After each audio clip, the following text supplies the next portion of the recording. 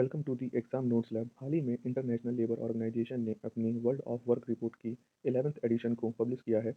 इस रिपोर्ट के कुछ हाइलाइट्स इस प्रकार हैं। नंबर एक, यूक्रेन वॉर और कोविड-19 महामारी का प्रभाव सभी विकसित देशों व विकासशील देशों पर अलग अलग होगा। पॉइंट टू, 2023 के लिए अनुमानित वैश्विक बेरोजगारी दर महामारी के पहले स्तरों से नीचे गिरने की उम्मीद होगी।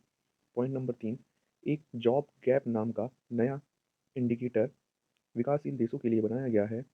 इसमें उन सभी लोगों को शामिल किया गया है जो काम करना चाहते हैं लेकिन उनके पास नौकरी नहीं है। पॉइंट नंबर चार, कर्ज का बढ़ता संकट विकासशील देशों के लिए नीतिगत प्रक्रियाओं को बहुत ही मुश्किल कर देगा, जिससे वे भविष्य में आने वाले प्राकृतिक आपदाओं, आर्थिक संकट व जॉब गैप जैसी समस्याओं के लिए अपने उपलब्ध संसाधनों का उपयोग नहीं कर पाएंगे। पॉइंट नंबर 5, सामाजिक न्याय को प्राप्त करने के लिए सामाजिक सुरक्षा को विस्तार करने के लिए कहा गया है। आईएलओ के बारे में कुछ विशेष तथ्य इस प्रकार हैं। इंटरनेशनल लेबर ऑर्गेनाइजेशन का मुख्यालय जिनेवा, स्विट्जरलैंड में स्थित है। इंटरनेशनल लेबर ऑर्गेनाइजेशन की स्थापना 1919 में वर्साई की संधि द्वारा राष्ट्र संघ की एक संबद्ध एजेंसी के रूप में की गई थी।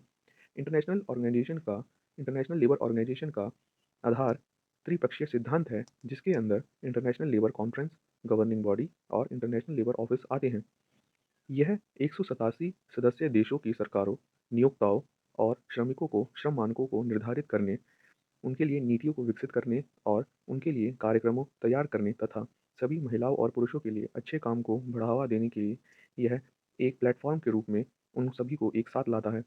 यह 1946 में संयुक्त राष्ट्र की पहली संबद्ध विशेष एजेंसी भी बनी थी। यह अंतर्राष्ट्रीय स्तर पर यह अंतर्राष्ट्रीय स्तर पर मानव और श्रम अधिकारों को भी बढ़ावा देता है। भारत इंटरनेशनल लेबर ऑर्गेनाइजेशन का संस्थापक सदस्य है। भारत 1922 में इंटरनेशनल लेबर ऑर्गेनाइजेशन की गवर्निंग बॉडी का स्थायी सदस्य बन गया था। इंटरनेशनल लेबर ऑर्गेनाइजेशन को 1969 में नोबेल का पीस प्राइज भी मिला था।